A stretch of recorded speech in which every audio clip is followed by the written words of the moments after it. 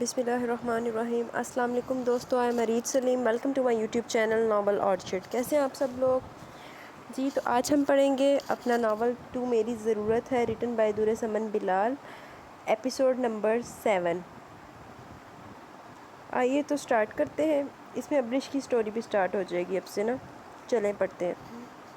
ابرش کا رشتہ اس کی رضامندی سے طے کر دیا گیا تھا۔ آج کل اس کے تھیسس کا کام ہو رہا تھا۔ ہائے میرے بھی تھیسس کا کام ہو رہا ہے۔ اچھا، اسی وجہ سے آج اس کا یونیورسٹی پوائنٹ مس ہو گیا تھا اور وہ اپنی فرینڈ کے ساتھ لوکل بس میں سفر کر رہی تھی جو کہ مسافروں سے کھچا کھچ بھری ہوئی تھی۔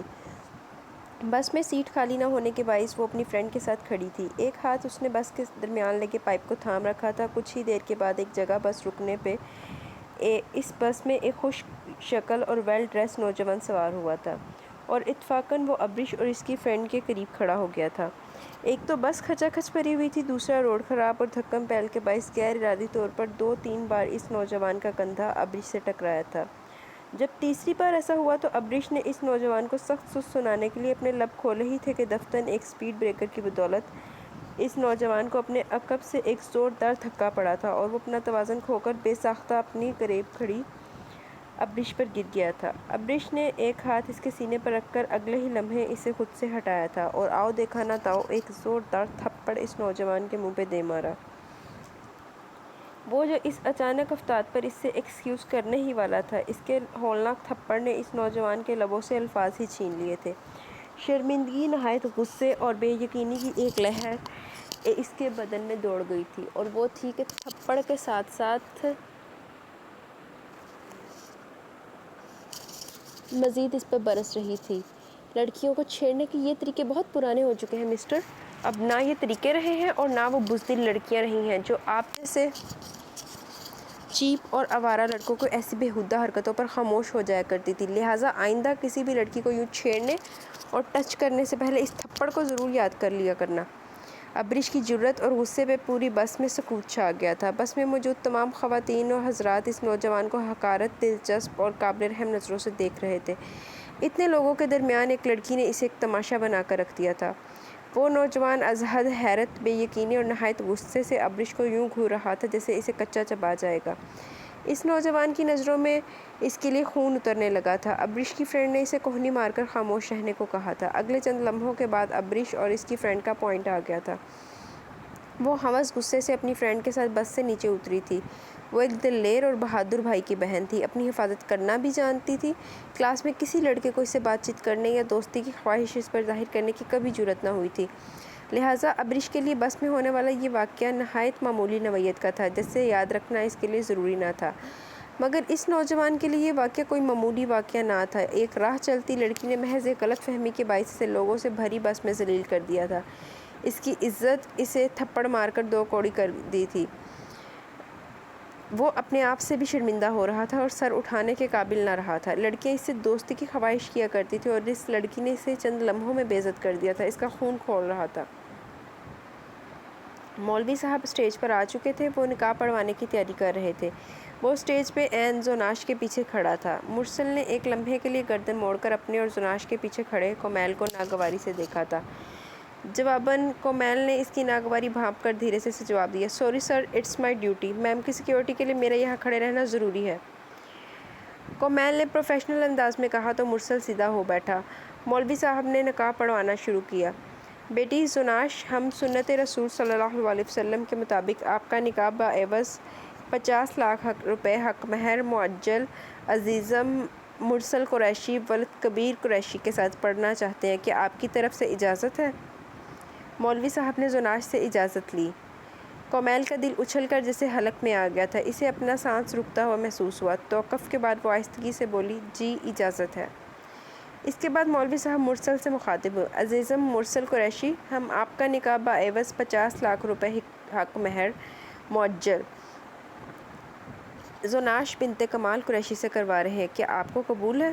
اس سے پہلے کہ مرسل مولوی صاحب کے سوال پر قبول ہے کہتا، کومیل نے ایک جھٹکے سے زناش کو عقب سے پکڑ کر دائیں جانب صوفے پر گرا دیا۔ اس اچانک اور غیر متوقع افتاد پر زناش کے لبوں سے چیخ نکل گئی۔ اگلے ہی لمحے ایک اندھی گولی کمیل کے کندھے کو چیرتی ہوئی نکل گئی تھی۔ خون تیزی سے بہتے ہوئے اس کی شرٹ کو بھگو رہا تھا۔ صرف ایک لمحے کا کھیل تھا۔ اگر وہ ایک لمحہ بھی تاخیر کر دیتا تو وہ اندھی گولی زناش کے سر میں پیوست ہو کر اس کا کام تمام کر دیتی۔ کمیل کے کندھے سے بہتا ہوا خون دیکھ کر زناش کی چیخیں نکل گئی تھیں۔ ہر طرف بھگدڑ مچ گئی۔ کمیل اگلے چند لمحوں کے بعد عقب سے نکل کر لان کے اس حصے کی جانب بھاگا جہاں فائر کرنے والے کی موجودگی کا احساس ہوا تھا۔ کمیل رک جاؤ، آگے مت جاؤ، عقب سے زناش نے چیختے ہوئے اسے پکارا تھا۔ وہ شدید خوف و ہراس میں مبتلا تھی۔ مرسل اس ہنگامی صورتحال میں اسٹیج سے نہ جانے کہاں غائب ہو گیا تھا۔ ایک لمحے کے لیے کمیل نے گردن موڑ کر چلاتے ہوئے زناش کو ہدایت دی، Zunash go to your room, hurry up, your life is in danger, hurry up. Kumail اسے ہدایت دے کر اپنے کندھے سے بہتے خون کی پرواہ نہ کرتے ہوئے لان کے اس حصے کی جانب فائر کرتے ہوئے بڑھ گیا جہاں سے زناش پہ گولی چلائی گئی تھی۔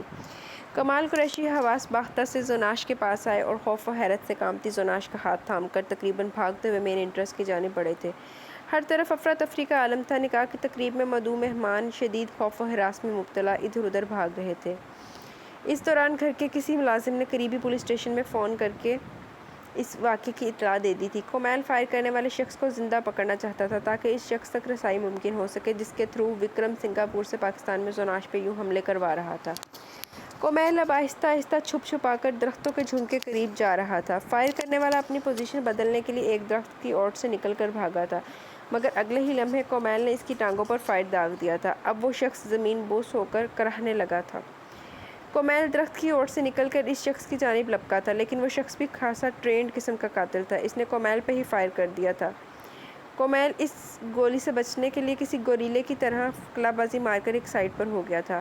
اس پھرتی کے باوجود اس شخص کا دوسرا فائر اس کی کمر میں پیوست ہو گیا تھا۔ اپنے بچاؤ کے لیے جواباً کمیل نے اس پر فائر کیا تو وہ جاں بحر نہ ہو سکا۔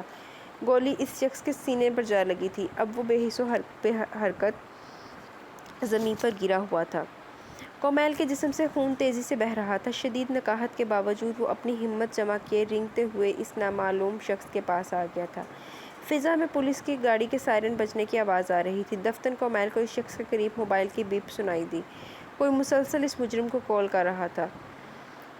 کمیل نے اپنا پسٹل گھاس پہ پھینکا اور ہوش رینگتا ہوا اس شخص کے پاس آیا اور اس کی جیبیں ٹٹولنے لگا۔ بالآخر اس کی دائیں پاکٹ سے اسے موبائل مل گیا تھا۔ کمیل نے جلدی سے موبائل اس کی جیب سے نکال کر کال پک کی اور موبائل کان سے لگا لیا۔ کسی کی عجلت میں سرگوشی بھری آواز اس کے کانوں سے ٹکرائی، جیدے کہاں ہو تم؟ ابھی تک باہر کیوں نہیں نکلے؟ جلدی یہاں سے نکلنے کی کوشش کرو، جلدی۔ میں نے اس گھر کے ایک عقبی گیٹ پر موجود گن مین کو ہدایت کر دی ہے، اس نے گیٹ پر موجود C C T V camera off کر دیا ہے۔ جلدی یہاں سے بھاگو، وہ گن مین پچھلے گیٹ سے تمہارے فرار ہونے میں مدد کرے گا۔ میں فون بند کر رہا ہوں۔ اور پھر کال بند ہو گئی۔ کمیل پتھر کا ہو گیا تھا۔ اس کی نظریں ہاتھ میں پکڑے موبائل پر مرکوز تھیں۔ اس کا وجود سوکھے پتے کی طرح کانپ رہا تھا۔ وہ مرسل قریشی کی آواز بآسانی پہچان سکتا تھا۔ اس انکشاف نے کمیل کا رہا سہا خون بھی نچوڑ دیا تھا۔ شدید نکاہت طاری ہو رہی تھی اس پہ۔ پولیس کی بھاری نفری اب کمال پیلس کے اندر داخل ہو چکی تھی۔ عجلت میں کمیل نے کیاری کے قریب رکھی کھرپی اٹھا کر کیاری کھودنی شروع کر دی اور پھر وہ موبائل آف کر کے اس نے کیاری میں دبا دیا تھا۔ اس کے کندھے اور کمر سے زیادہ خون بہہ جانے کے باعث بالآخر وہ کیاری کے قریب ہی گر گیا۔ کمال پیلس میں رونما ہونے والا یہ واقعہ کوئی معمولی واقعہ نہ تھا۔ اپنے تعلقات استعمال کرتے ہوئے کمال قریشی نے پوری پنجاب پولیس کو الرٹ کر دیا تھا۔ تمام گارڈز کو حراست میں لے لیا گیا جن سے تفتیش کے باوجود کوئی سراغ نہ مل سکا۔ گھر کے جس عقبی گیٹ کا سی سی ٹی وی کیمرہ بند کیا گیا تھا اس گیٹ پر موجود گارڈ کو پولیس حراست میں ڈیتھ ہو گئی تھی۔ اس واقعے کے پیچھے اصل مجرم کون تھا؟ 2 ہفتے گزر جانے کے باوجود یہ معمہ حل نہ ہو سکا۔ زناش نے زندگی میں اتنی رو رو کر کسی کے لیے دعائیں نہ مانگی تھی جتنی اس نے کمیل کی صحت، تندرستی اور زندگی کی دعائیں مانگی تھی۔ ایک بار پھر اس نے اپنی جان پر کھیل کر اللہ کے حکم سے زناش کو بچا لیا تھا۔ بہترین علاج اور سب کی دعاؤں سے اب وہ تیزی سے صحت یاب ہو رہا تھا۔ یہی وجہ تھی کہ اسے ڈسچارج کر کے گھر بھجوا دیا گیا تھا۔ وہ جتنے دن ہاسپٹل میں رہا زناش اسے دن میں کئی بار فون کر کے اس کی خیریت پوچھتی تھی۔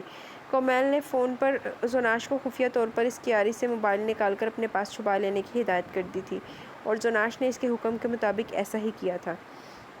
زناش اس کو دیکھنے، اس سے ملنے کے لیے سخت بےتاب تھی مگر اس کی سیکیورٹی کے باعث کمال قریشی سے کمال پیلس سے نکلنے کی اجازت نہ دے رہے تھے۔ دوسری طرف کمیل نے اس مجرم شخص کے موبائل پہ آنے والی فون کال کا ذکر کسی سے نہ کیا تھا۔ وہ مرسل قریشی کے خلاف مزید کسی ٹھوس ثبوت کے ساتھ ایکشن لینا چاہتا تھا۔ وہ بہت بااثر تھا۔ اس اثر رسوخ کی بنیاد پر ہی تو اس نے گارڈ کو پولیس حراست کے دوران مروا دیا تھا تاکہ وہ شخص اپنی زبان نہ کھول سکے۔ اس انکشاف نے کومیل کو گھما کر رکھ دیا تھا۔ اسے سمجھ نہیں آ رہا تھا کہ وہ زوناش کو کیوں مروانا چاہتا تھا۔ اس کا وکرم سے کیا تعلق تھا؟ زوناش اس کی کزن تھی، اس کی ہونے والی بیوی تھی، کروڑوں کی جائیداد کی مالک، بے پناہ حسین و جمیل لڑکی تھی۔ پھر وہ ایک بے ضرر لڑکی کو کیوں مروانا چاہتا تھا؟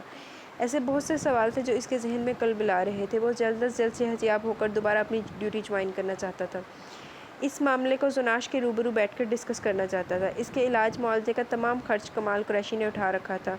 اس نے اپنی جان پہ کھیل کر ایک بار پھر کمال قریشی کی عزیز جان بیٹی کو بچا لیا تھا، جو زندگی بن کر ان کی زندگی میں سانس لینے لگی تھی۔ ابھی بھی وہ اپنے کمرے میں اپنے بیڈ پہ لیٹا انہی سوالوں میں الجھا ہوا تھا جب اس کے موبائل کی بیپ سنائی دی۔ اس نے بے دلی سے موبائل اٹھایا، مگر اس کی اسکرین پر آنے والے نمبر نے کومیل کے لبوں پر مسکراہٹ کھلا دی۔ ہیلو، السلام علیکم۔ کومیل نے سلام کیا۔ وعلیکم السلام، کیسے ہو کومیل؟ دوسری جانب سے بے چینی سے پوچھا گیا۔ بہتر ہوں، ابھی میں آپ کے بارے میں ہی سوچ رہا تھا، بے ساختہ وہ کہہ بیٹھا۔ میں اتنی خوش نصیب کب سے ہو گئی کہ تم میرے بارے میں سوچنے لگو؟ دھیرے سے پوچھا گیا۔ یہ سچ ہے کہ میں آپ کی محبت کے آگے ہار گیا ہوں۔ میرا دل اب میری بات نہیں مانتا، آپ کی طلب کرتا ہے اور کسی نافرمان اولاد کی طرح ہر وقت مجھے ستاتا ہے۔ کومیل کے اظہار نے، اس کے جملوں نے اس کی آنکھیں بھگو دی تھی۔ جواباً وہ کچھ بھی نہیں بول سکی۔ آپ رو رہی ہیں؟ سوال کیا گیا۔ ہاں، کبھی کبھی محبت ایسے ہی رلا دیتی ہے بلا وجہ۔ پلیز مت روئے، مجھے تکلیف ہو رہی ہے۔ کومیل نے تڑپ کر التجا کی تو دوسری طرف زوناش نے اپنے آنسو صاف کر لیے۔ تم ایک بہترین اور عظیم انسان ہو کومیل، زوناش نے اعتراف کیا۔ پلیز آپ ایسی باتیں کر کے مجھے شرمندہ مت کیا کریں۔ انسان بہت خطا کار ہوتا ہے، مجھے فرشتہ سمجھنا چھوڑ دیں۔ وہ بہت عاجزی پسند تھا، چیزوں کا کریڈٹ لینا اسے ہرگز نہیں آتا تھا۔ اللہ کا شکر ہے کومیل، تمہیں زیادہ نقصان نہیں پہنچا۔ زوناش نے شکر ادا کیا۔ جی بالکل، آپ سب کی دعائیں ہیں، اس نے اعتراف کیا۔ اب کیسی طبیعت ہے تمہاری؟ کیسا فیل کر رہے ہو؟ زوناش کے انداز میں بے قراری تھی۔ وہ دھیرے سے مسکرا دیا۔ زوناش کا فکرمند سا چہرہ اس کی نگاہوں کے سامنے گھوم گیا تھا۔ آپ کی فون کالز کی بدولت اب تیزی سے بہتر ہو رہا ہوں، اور جس دن آپ کو دیکھ لوں گا اس دن مکمل صحتیاب ہو جاؤں گا۔ کومیل نے گمبھیر آواز میں اپنے اندر کا سچ بتایا تو دوسری طرف زوناش بلش ہو گئی۔ بیماری میں خوب رومانس چھاڑ رہے ہو تم مجھ پر، زخمی ہو کر کچھ زیادہ ہی رومانٹک نہیں ہو گئے تم؟ یہ سچ ہے زوناش، آپ میری ضرورت ہیں، زندگی بن کر میری رگوں میں دوڑنے لگی ہیں، دھڑکن بن کر میرے دل کے زندہ رہنے کا احساس دلاتی ہیں آپ۔ یہ سب کب، کیسے اور کیوں ہوا میں نہیں جانتا۔ محبت خاموشی سے دبے پاؤں ایک مکڑی کی طرح کب اور کیسے میرے گرد آپ کی محبت کا جالا بنتی رہی، مجھے کچھ خبر نہ ہو سکی۔ میں کسی اسٹوپڈ مکھی کی طرح نہ جانے کیسے اور کیوں اس جالے میں پھنس گیا۔ کومیل آج اس سے اعتراف کر لینا چاہتا تھا۔ دل کی باتیں دل میں رکھ کر اس نے بہت تکلیف اٹھائی تھی۔ محبت ایسی ہی ہوتی ہے کومیل، چپکے دیمک بن کر کھا جاتی ہے۔ اپنی ذات سے کسی دوسرے کی ذات تک رسائی کا جو سفر ہوتا ہے نا، یہ عمر بھر کے لیے کافی ہوتا ہے۔ بہت کرب سہنا پڑتا ہے اس محبت میں، بہت ستم سہنے پڑتے ہیں اس کمبخت محبت میں۔ زوناش دھیرے دھیرے بول رہی تھی۔ آج اس کا حرف حرف کومیل کو سچ لگ رہا تھا۔ ویسے اب تو تمہیں اندازہ ہو گیا ہوگا کہ محبت کتنی پینفل چیز ہے۔ زوناش کے سوال پہ وہ مسکرانے لگا۔ ہاں، جان چکا ہوں، دل کی رگ رگ نچوڑ لیتا ہے، عشق میں یہ بڑی مصیبت ہے۔ اس کی بے چارگی پر زوناش ہنسنے لگی۔ آج وہ کتنے ہی دنوں کے بعد یوں ہنسی تھی۔ چلو اسی بہانے تمہیں یہ اندازہ تو ہو گیا کہ کسی کو محبت میں تڑپانے کی سزا کیا ہوتی ہے۔ آپ اندازے کی بات کر رہی ہیں؟ میرے 14 طبق روشن کر دی ہیں اس محبت نے۔ اس کے انداز میں بے بسی تھی۔ زوناش کے لبوں پر ایک دل فریب مسکراہٹ ٹھہر گئی۔ بس تم جلدی سے ٹھیک ہو کر واپس آ جاؤ، میں تمہیں بہت مس کر رہی ہوں اور تمہارے بغیر خود کو بہت اکیلا محسوس کر رہی ہوں، زوناش نے بے ساختہ اسے بتایا۔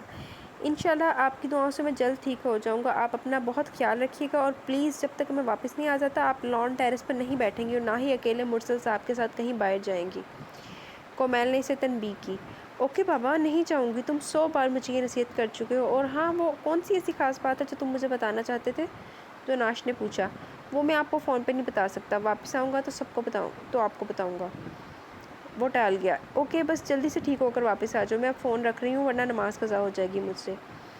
آپ کے اندر، آپ کی لائف میں آنے والی تبدیلی نے آپ کو صحیح معنوں میں خوبصورت بنا دیا ہے۔ مرد اگر دیندار ہو جائے تو دین گھر کی دہلیز تک پہنچ جاتا ہے، اور اگر گھر کی عورت دیندار ہو جائے تو دین نسلوں تک پہنچ جاتا ہے۔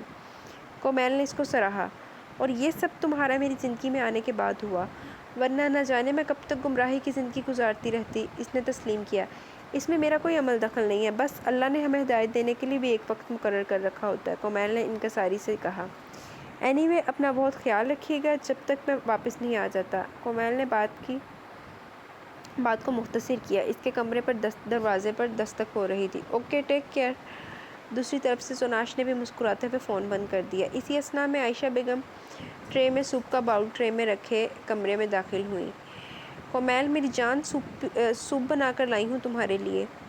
عائشہ بیگم نے ٹرے اس کے سامنے بیڈ پر رکھی اور خود بھی اس کے سامنے بیڈ پر بیٹھ گئیں۔ ماں کیوں خود کو ایسے کاموں میں تھکاتی ہیں؟ میں اب ٹھیک ہوں بالکل۔ کومیل نے عقیدت سے انہیں دیکھا۔ کہاں ٹھیک ہو تم؟ دیکھو کیسا پیلا رنگ ہو رہا ہے تمہارا۔ عائشہ بیگم کی فکر اور تشویش دیکھ کر کومیل مسکرا دیا۔ ماؤں کو نہ جانے کیوں اپنی اولاد کے لیے ایسے وہم ہو جاتے ہیں۔ میں اب ٹھیک ہوں ماں، آپ بلا وجہ پریشان ہو کر اپنا بی پی ہائی کر لیں گی۔ کومیل کو ان کی فکر ہوئی۔ مائیں بلا وجہ پریشان نہیں ہوتی، پر تجھے کیا پتہ ماں کے اندیشوں کا، ماں کی فکروں کا، ماں کی سوچیں، ماں کی فکریں تو ساری دنیا سے نرالی ہوتی ہیں میرے بچے۔ عائشہ بیگم کی آنکھوں میں پانی چھلک گیا۔ انہوں نے چمچ بھر کر سوپ کومیل کے لبوں کی طرف بڑھایا تو وہ انہیں عقیدت اور محبت سے دیکھے گیا۔ اللہ آپ کا اور ابا کا سایہ ہم پہ سلامت رکھے۔ ماں، آپ کے دم سے ہی یہ گھر ہے۔ کومیل نے محبت سے ان کے ہاتھ تھام لیے تھے۔ عائشہ بیگم دھیرے سے مسکرا دی۔ اللہ ہمیں بھی کبھی تمہارا اور ابریش کا کوئی دکھ نہ دکھائے میرے بچے۔ عائشہ بیگم نے سوپ پلاتے ہوئے دعا دی۔ ماں، ابریش سے زیادہ آیا؟ کہاں ہے ابریش؟ آئی نہیں ابھی؟ کومیل نے استفسار کیا۔ بس آنے ہی والی ہے، یونیورسٹی سے فون کر کے تمہارا حال پوچھ رہی تھی مجھ سے، اس وقت جب تم سو رہے تھے۔ عائشہ بیگم نے اسے بتایا تو وہ اسبات پہ سر ہلا گیا۔ ماں، آپ نے بتایا نہیں اسلم چاچا اور ثریا خالہ کب آ رہے ہیں شادی کی تاریخ لینے؟ کومیل نے پوچھا تو عائشہ بیگم پرسوچ انداز میں بولی، آج کل میں انہوں نے آنا تو تھا، مگر کچھ دنوں سے ان کی طرف سے خاموشی چھائی ہوئی ہے۔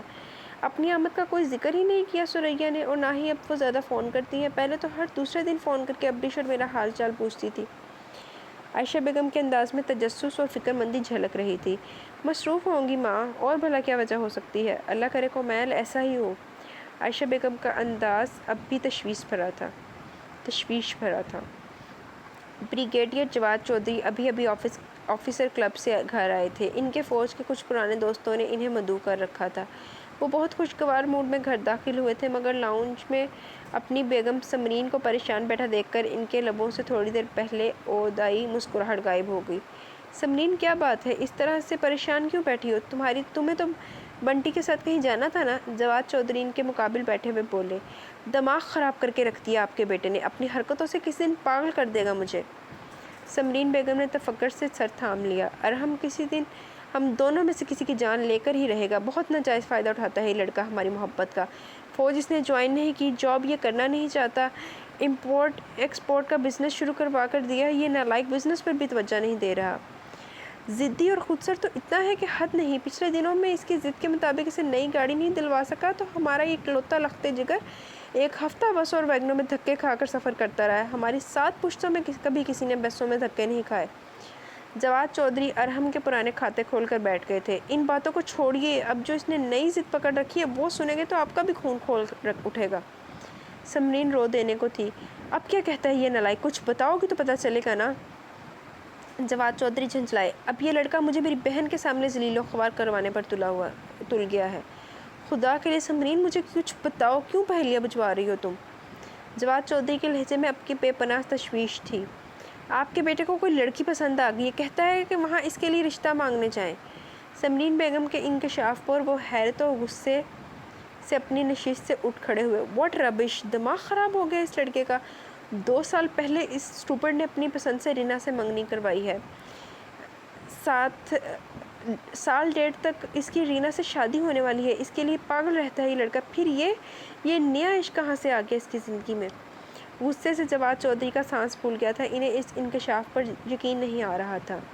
بہت سمجھایا میں نے ارحم کو، مگر وہ اپنی ضد پر اڑا ہوا ہے۔ کہتا ہے اگر آپ لوگ میرا رشتہ مانگنے نہ گئے تو میں گھر چھوڑ کر چلا جاؤں گا۔ سمرین بیگم غم سے رو پڑی تھی، کیونکہ 2 سال پہلے ارحم نے ان کی چھوٹی بہن کی لاڈوں میں پلی اکلوتی بیٹی رینا سے افیئر کے بعد منگنی کروائی تھی۔ جانا ہے تو چلا جائے، عذاب بنا کر رکھ دیا اس لڑکے نے ہماری زندگی۔ کیا منہ دکھاؤں گا میں فاروق اور بنٹی کو؟ کس منہ سے انکار کروں گا میں اس رشتے سے؟ غصے سے جواد چودھری کا چہرہ سرخ ہو گیا تھا۔ ارحم کے پاس تو جیسے ہر سوال کا جواب موجود ہے، کہتا ہے بنٹی خالہ اور رینا سے میں خود بات کر لوں گا۔ سمرین بیگم نے اپنا ماتھا مسلا۔ اس دوران گھر کی ملازمہ چائے کی ٹرالی اٹھائی اندر آئی اور انہیں چائے سرو کرنے لگی۔ اینی وے اس بار چاہے یہ لڑکا کچھ بھی کہے، اس کی یہ ضد کسی بھی صورت نہیں مانی جائے گی۔ بریگیڈیئر جواد چودھری نے جیسے اپنا فیصلہ سنا کر بات ختم کر دی۔ اور میری ایک بات یاد رکھنا، یہ لڑکا عنقریب پاگل ہو جائے گا اور اپنے ساتھ ساتھ ہمیں بھی پاگل خانے لے کر جائے گا۔ اسے فی الحال بیوی کی نہیں، کسی سائیکیٹرسٹ کی ضرورت ہے۔ جواد صاحب کا پارا ہائی ہو چکا تھا، سو وہ دل کی خوب بھڑاس نکال رہے تھے۔ کومیل کو 2 دن کے بعد واپس کمال پیلس چلے جانا تھا، سو عائشہ بیگم نے کومیل کی فرمائش پر ناشتے میں آلو کے پراٹھے بنائے تھے۔ آج چونکہ اتوار تھی تو ابریش بھی گھر ہی تھی اور کچن میں عائشہ بیگم کے ساتھ ہیلپ کروا رہی تھی۔ قریب ہی کومیل کچن میں چھوٹے سے ڈائننگ ٹیبل پر بیٹھا ناشتہ کر رہا تھا۔ ماں آپ بھی ناشتہ کر لیں، باقی کے پراٹھے میں بناتی ہوں۔ ابریش نے عائشہ بیگم کے ہاتھ سے پیڑا لے لیا۔ بس اب 2-3 ہی پراٹھے بنانا، ورنہ پڑے رہیں گے یوں ہی۔ عائشہ بیگم قریب ہی لگے سنک سے ہاتھ دھوتے ہوئے بولی تو ابریش اسپات میں سر ہلا گئی۔ ماں ابا کہاں ہیں؟ آئے کیوں نہیں ابھی تک؟ کومیل کی فکر مندی سے پوچھا تو عائشہ بیگم اپنے دوپٹے کے پلو سے ہاتھ صاف کرتی ہوئی کومیل کے پاس بیٹھ گئی۔ فجر کی نماز کے بعد بھائی اسلم کی طرف گئے ہیں، بھائی اسلم نے تمہارے ابا کو فون کر کے بلایا تھا۔ اچھا، خیریت؟ کومیل نے ٹیشو سے ہاتھ صاف کرتے ہوئے حیرت سے ماں کو دیکھا۔ اللہ کرے خیر ہی ہو، اب تو یہ تمہارے ابا آ کر ہی بتائیں گے۔ عائشہ بیگم نے اپنے سامنے رکھا پراٹھے کا نوالا توڑا۔ اسی دوران کچن میں متفکر سے اکرام صاحب داخل ہوئے۔ ان کے چہرے پر پریشانی درج تھی۔ آ گئے آپ؟ اب جلدی سے آ جائیں اور ناشتہ کر لیں۔ عائشہ بیگم نے لہجہ بھر ان کے چہرے کو دیکھا تو اپنا اگلا جملہ بھول گئی۔ بھوک نہیں ہے مجھے عائشہ، بس ایک گلاس پانی پلا دو مجھے۔ وہ ہوس پریشانی سے چیئر گھسیٹ کر کومیل کے پاس بیٹھتے ہوئے بولے۔ اکرام صاحب خیر تو ہے؟ آپ اتنے پریشان کیوں دکھائی دے رہے ہیں؟ عائشہ بیگم نے ٹیبل سے جگ اٹھا کر پانی گلاس میں انڈیلا اور اکرام صاحب کی طرف بڑھایا۔ نہیں خیر نہیں ہے۔ انہوں نے ایک طویل سانس لیتے ہوئے گلاس عائشہ بیگم کے ہاتھ میں تھما دیا۔ ابا بتائیے نا، سب ٹھیک تو ہے؟ آپ اسلم چاچا کی طرف گئے تھے، آج کل انہوں نے شادی کی تاریخ لینے آنا تھا۔ کومیل نے رخ موڑ کر اکرام صاحب کو دیکھا۔ اب نہیں لینے آئیں گے وہ شادی کی تاریخ۔ اکرام صاحب نے پانی کا گھونٹ بھر کر گلاس ٹیبل پر رکھ دیا۔ عائشہ بیگم کے ہاتھ سے نوالا چھوٹ گیا۔ مگر کیوں؟ اجاز نے انکار کر دیا ہے اس رشتے سے۔ اکرام صاحب کے انکشاف پر ابریش کے ہاتھ سے بھی آٹے کا پیڑا چھوٹ کر خشک آٹے میں گر گیا۔ یہ کیا کہہ رہے ہیں ابا؟ کومیل کو جیسے اپنے کانوں پہ یقین نہ آیا، اور یہی حالت ابریش اور عائشہ بیگم کی تھی۔ میں سچ کہہ رہا ہوں، اسلم نے اسی لیے مجھے بلایا تھا، وہ بہت شرمندگی سے مجھ سے معذرت کر رہا تھا۔ نہ جانے کیوں اجاز نے اس رشتے سے انکار کر دیا ہے۔ اسلم خود بھی بہت پریشان تھا، اس نے اجاز سے بہت پاس پرس کرنے کی کوشش کی۔ آخر کس وجہ سے وہ اس شادی سے انکاری ہوا ہے، مگر اجاز نے وجہ نہیں بتائی۔ اکرام صاحب کے لہجے میں بے بسی تھی، کرب تھا۔ کومیل کی غصے سے بھویں سکڑ گئی تھی۔ ابریش توے سے روٹی اتار کر کچن سے باہر نکل گئی تھی۔ اسے اجاز سے کوئی عشق و محبت نہ تھی، اس نے اپنے ماں باپ کی پسند پہ فرما برداری سے اجاز کے لیے ہاں کہہ دی تھی، مگر یوں اچانک ریجیکشن کا احساس اس کی آنکھوں میں آنسو بن کر چھلک گیا۔ کومیل نے لہجہ بھر نظریں چراتی کچن سے نکلتی ابریش کو دیکھا اور غصے سے بولا، نہیں مانتا اجاز تو بھاڑ میں جائے۔ اگر اس کو یہ شادی قبول نہیں تھی تو اس کے گھر والے رشتہ مانگنے ہی کیوں آئے؟ کوئی ضرورت نہیں آپ لوگوں کو ابریش کے لیے پریشان ہونے کی۔ میری بہن کو رشتوں کی کمی نہیں ہے، صرف ایک وہی لڑکا نہیں ہے میری بہن کے لیے۔ آپ ان کی منگنی پہ دی ہوئی چیزیں واپس کر دیں۔ کوئی ضرورت نہیں اسلم چاچا یا سریا خالہ سے مزید کوئی سوال کرنے کی۔ کومیل غصے سے چیئر سے اٹھ کر کچن سے باہر نکل گیا۔ عائشہ بیگم کی آنکھیں چھلک پڑی۔ لوگ طرح طرح کی باتیں کریں گے، 100 سوال کریں گے کہ آخر یہ رشتہ ٹوٹا تو کیوں ٹوٹا، کیا جواب دوں گی میں لوگوں کو؟ عائشہ بیگم آپ دیدہ لہجے میں بولی۔ پریشان مت ہو عائشہ، اور اللہ کے لیے لوگوں کی پرواہ مت کیا کرو۔ اللہ بہتر سے لے کر بہترین سے نوازنے والا ہے، اس کی ذات پاک پہ بھروسہ رکھو۔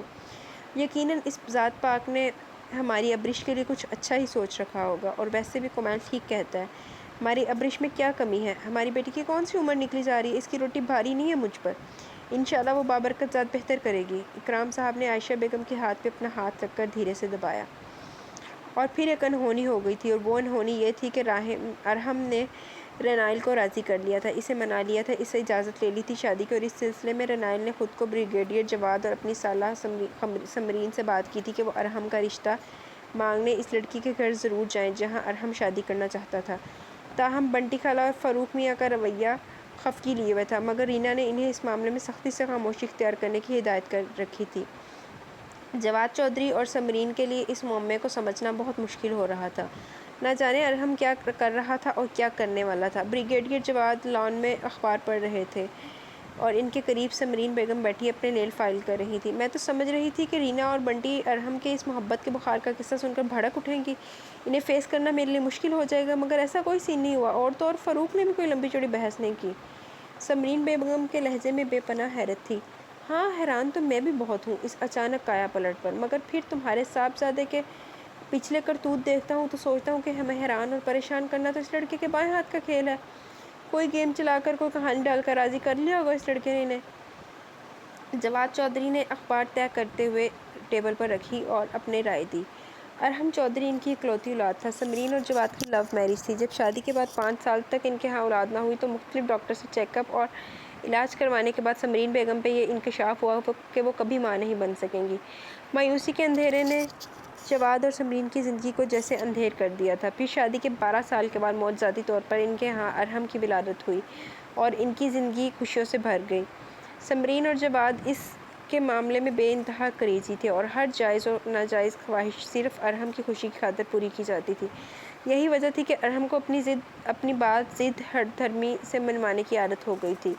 وہ جس چیز کے بارے میں ٹھان لیتا وہ کام کر کے ہی چھوڑتا تھا، مگر اب سمرین اور جواد اس کی ان عادتوں سے نالا رہنے لگے تھے، تنگ آ گئے تھے اس کے رویے سے، اس کی غیر سنجیدگی سے۔ نہ جانے کیسی ہے وہ لڑکی، کس فیملی سے تعلق رکھتی ہے وہ۔ سمرین بیگم اپنے ناخنوں پر نیل پالش لگانے لگی تھی۔ انہوں نے قیاس کیا تھا، اس بات کا فائدہ تو اب ان لوگوں سے ملنے کے بعد ہی ہوگا۔ جواد چودھری نے سمرین کی بات کا جواب دیا۔ اسی اثنا میں ارحم مین انٹرسٹ کا دروازہ کھول کر لان میں داخل ہوا اور پھر ان کے پاس ہی لان چیئر پر بیٹھ گیا۔ Hi mom and dad, how are you? تمہاری حرکتوں سے کیسے ہو سکتے ہیں، اس لیے ہمارا حال مت پوچھا کرو۔ جواد صاحب نے قہر آلود نگاہ اس پر ڈالتے ہوئے جواب دیا تو ارحم نے مسکراتے ہوئے ٹیبل سے اخبار اٹھا لیا۔ کم آن ڈیڈ، کیوں اتنا غصہ کرتے ہیں آپ؟ کبھی تو نارمل انداز میں بات کر لیا کریں۔ ارحم نے اخبار کھول کر اخبار کی سرخیوں پر نظر دوڑائی۔ تمہاری حرکتیں جس دن نارمل ہو جائیں گی میں بھی اس دن نارمل ہو جاؤں گا۔ حمز غصہ، لگتا ہے آپ ابھی تک مجھ سے ناراض ہیں۔ ارحم نے لہجہ پر باپ کا خفگی بھرا چہرہ دیکھا۔ تم نے مجھے اور اپنے ڈیڈ کو بنٹی، فاروق اور رینا کے سامنے جتنا شرمندہ کروایا، اس کے بدلے میں ناراضگی بہت چھوٹا لفظ ہے۔ سمرین بیگم نے نیل پالش ٹیبل پر رکھتے ہوئے ارحم کو خفگی سے دیکھا تو ارحم نے جھنجھلا کر اخبار طے کی اور دوبارہ ٹیبل پر رکھی۔ مجھے سمجھ نہیں آ رہا، جب رینا اور بنٹی آنٹی کو میرے اس رشتے پہ کوئی اعتراض نہیں تو آپ لوگوں کو کیا پرابلم ہے؟ اگر تمہیں رینا سے شادی نہیں کرنی تھی تو اس سے منگنی کروانے کی کیا ضرورت تھی تمہیں؟ سمرین بیگم کے چپتے سوال پر جھنجھلا گیا تھا وہ۔ فار گاڈ سیک مام، پچھلے 5 دن میں 500 بار آپ یہ سوال مجھ سے کر چکی ہیں۔ میں نے کہا نا، آپ کے اس سوال کا جواب میں ابھی نہیں دے سکتا۔ سمرین، کیوں اس لڑکے سے الجھ کر اپنا دماغ کھپا رہی ہو؟ اس کو تو بس اب اللہ ہی ہدایت دے سکتا ہے، تم اور میں اس کو ہدایت نہیں دے سکتے۔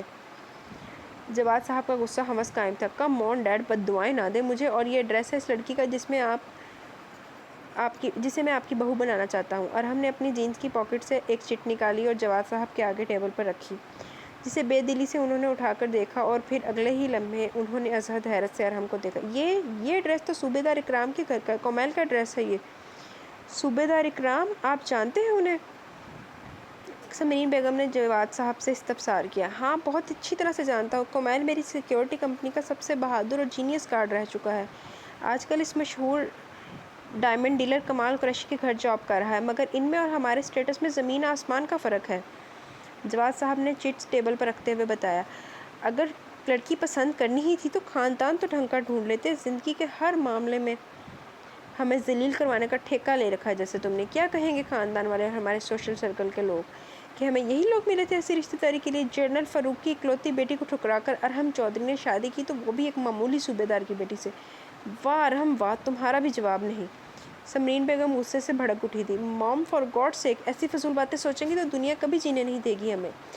شادی ایک پرسنل میٹر ہے، اس کے بارے میں کسی کو اپنی رائے دینے کا حق ہمیں کسی کو بھی نہیں دینا چاہیے۔ ارحم کی بات پر جواد صاحب ایک طویل سانس لے کر رہ گئے۔ تمہیں کیا ضرورت ہے اس دنیا کو فیس کرنے کی، ذلیل ہونے کو ہم جو ہیں۔ سمرین بیگم حمز غصے سے ارحم کو دیکھا۔ اوکے، آپ جو مرضی سوچیں، میں آپ سے مزید بحث نہیں کرنا چاہتا۔ آپ دونوں کو میرا رشتہ لے کر ان کے گھر جا رہے ہیں، دیٹس اٹ۔ ان کا لیونگ سٹائل کیا ہے، اس کا سٹیٹس ہم سے ملتا ہے یا نہیں، میں یہ نہیں جانتا۔ ارحم چیئر سے اٹھ کر اپنا جملہ مکمل کر کے واپس گھر کے اندر بڑھ گیا۔ دن بدن ارحم کی ڈھٹائی بڑھتی جا رہی ہے، نہ جانے ہمارے بڑھاپے میں کیا سلوک کرے گا یہ ہم سے۔ سمرین بیگم کا صبح ہی پارا ہائی ہو گیا تھا۔ اوکے چیئر، اب تم ذرا ٹینشن مت لو، ڈپریشن ہو جائے گا تمہیں۔ ویسے شریف اور باعزت گھرانے سے تعلق ہے صوبیدار اکرام کا، اور کمیل بھی بہت اچھا لڑکا ہے۔ جواد صاحب نے سمرین کو گویا تسلی دی۔ ایسے شرافت کا ہم کیا کریں گے جن سے ہمارا سٹیٹس ہی نہ میچ ہوتا ہو؟ ہم نے اس کی شرافت کا اچار نہیں ڈالنا۔ سمرین بیگم بھی غصے سے اٹھ کر اندر کی طرف بڑھ گئی، اور پھر دوسرے دن ارحم کی ضد کے ہاتھوں مجبور ہو کر جواد صاحب اور سمرین بیگم کو نہ چاہتے ہوئے بھی اکرام صاحب کے گھر جانا پڑا تھا۔ اکرام صاحب نے اپنی اوقات سے بڑھ کر ان کی خاطر خدمت کی تھی۔ جواد صاحب تو بالکل نارمل انداز میں اکرام صاحب اور کمیل سے گپ شپ لگاتے رہے تھے، مگر سمرین بیگم کا موڈ بہت لیا دیا سا تھا۔ انہوں نے زیادہ گفتگو میں حصہ نہیں لیا تھا، جس سے مجبوراً وہاں بیٹھی ٹائم پاس کر رہی ہوں۔ ابریش کا بے پناہ حسن، اس کی سادگی، اس کی تعلیم و تربیت، شرافت نے بریگیڈیئر چودھری کو بہت حد تک مطمئن کر دیا تھا کہ ارحم کا انتخاب ایسا غلط بھی نہیں تھا۔ جواد چودھری کا ارحم کے لیے ابریش کا رشتہ مانگنا کمیل اور اکرام صاحب کے لیے خاصا حیران کن تھا۔ وہ تو سمجھ رہے تھے کہ جواد اور سمرین یوں ہی ان کے گھر آئے تھے، مگر ابریش کے رشتے کا سن کر اکرام صاحب کو خوشگوار حیرت ہوئی تھی، اور انہوں نے ایک دن 2 دن کے بعد جواب دینے کی درخواست کی تھی۔ 2-3 گھنٹے اس کے ساتھ خوشگوار موڈ میں گزارنے کے بعد جواد صاحب واپسی کے لیے اٹھ کھڑے ہوئے تھے۔ عائشہ، میں نے کہا تھا نا کہ اللہ جو کرتا ہے بہتر ہی کرتا ہے۔ وہ بڑا مہربان و کریم ہے۔ وہ جب تک دوسرا در کھول نہیں دیتا پہلا در بند نہیں کرتا۔ اعجاز اور اسلم کے گھرانے سے کہیں اچھا گھرانہ ڈھونڈا ہے اللہ نے ہماری ابریش کے لیے۔ اکرام صاحب اور کمیل جواد صاحب اور سمرین بیگم کو سی آف کرنے کے بعد دوبارہ کمرے میں آئے تو اکرام صاحب عائشہ بیگم کے پاس بیٹھتے ہوئے بولے۔ کمیل بھی وہیں ان کے سامنے بیٹھ گیا تھا۔ میرے تو وہم و گمان میں بھی نہیں تھا کہ ہماری ابریش کے لیے اتنے اچھے خاندان کا رشتہ آ جائے گا، اور وہ بھی اتنی جلدی۔ عائشہ بیگم چائے کے برتن سمیٹتے ہوئے بولی۔ ان کے لہجے میں خوشی عیاں ہو رہی تھی۔ بس عائشہ بیگم، یہ ہمارے ایمان کی کمزوری ہے۔ ہم نے اللہ کی بجائے انسانوں سے امیدیں لگا رکھی ہیں۔ اللہ کو راضی کرنے کی بجائے ہم ہر وقت انسانوں کو راضی کرنے کی کوشش میں اللہ سے دور ہو چکے ہیں۔ اگر ہم اپنے دل میں یہ یقین پیدا کر لیں کہ اللہ کے ہر کام میں کوئی نہ کوئی بہتری ہوتی ہے، تو جو وہ کرتا ہے ہماری بھلائی کے لیے کرتا ہے، تو ہماری زبان کبھی شکوہ نہ کرے، ہم شکر ادا کرنے والوں میں شمار ہو جائیں، تو ہماری زندگی سے مسائل خود بخود ختم ہو جائیں۔ اکرام صاحب کی بات پہ عائشہ بیگم اس بات میں سر ہلا گئی۔ جی اکرام صاحب کہتے تو آپ بالکل ٹھیک ہیں۔ اللہ ہم سب کو اچھا انسان اور بہترین مسلمان بننے کی توفیق عطا فرمائے، آمین۔ مجھے تو خود یہ رشتہ بہت پسند آیا ہے، مگر ایک بات کا ڈر سا ہے جواد صاحب کہ مسز سمرین بیگم کا مزاج اور انداز سے ایسے لگ رہا تھا جیسے وہ مجبوراً ہمارے گھر آئی ہوں۔ میں نے 2-3 بار ان سے گفتگو کرنا چاہی، مگر ان کی خاموشی اور مختصر جوابات کے بعد میری تو ہمت ہی نہ ہوئی ان سے مزید بات چیت کرنے کی۔ عائشہ بیگم خالی برتن ٹرے میں رکھتے ہوئے بولی تو کمیل نے بھی گفتگو میں حصہ لیا۔ ماں، آپ وہم مت کریں، اگر ان کا دل یہاں رشتہ طے کرنے پہ نہ ہوتا تو وہ جواد صاحب کے ساتھ آتی ہی کیوں؟ ہاں عائشہ، کمیل ٹھیک کہہ رہا ہے، تم اپنے دل سے خواہ کے وسوسے نکال دو اور ابریش سے اس رشتے کے سلسلے میں رضامندی لو تاکہ اس بات کو آگے بڑھایا جا سکے، اکرام صاحب نے عائشہ بیگم سے کہا تو وہ اس بات میں سر ہلا کر ٹرے اٹھائے کمرے سے نکل گئی۔ جی تو گائز، آج کی ایپیسوڈ یہاں پہ اپنے اختتام کو پہنچی۔ انشاءاللہ ملیں گے کل نیکسٹ ایپیسوڈ کے ساتھ۔ مانتی ہوں میں کہ ایپیسوڈ آج تھوڑی سی شارٹ ہو گئی ہے، لیکن آج بس طبیعت تھوڑی سی کچھ اپسیٹ ہے اور تھوڑی ٹائم بھی زیادہ ہو گیا۔ انشاءاللہ کل نیکسٹ ایپیسوڈ کے ساتھ ملیں گے۔ پوری کوشش ہوگی کہ جتنا زیادہ ہو سکے اتنی ایپیسوڈ پوسٹ ہو جائے۔ میری یہ کوشش ہے کہ اس ویکنڈ پہ انشاءاللہ ہم یہ اپنا ناول کمپلیٹ کر لیں، کل نہیں تو پرسوں انشاءاللہ یہ اینڈ ہو جائے گا۔ تب تک کے لیے اپنا بہت سارا خیال رکھیں اور دعاؤں میں یاد رکھیں۔ اللہ حافظ۔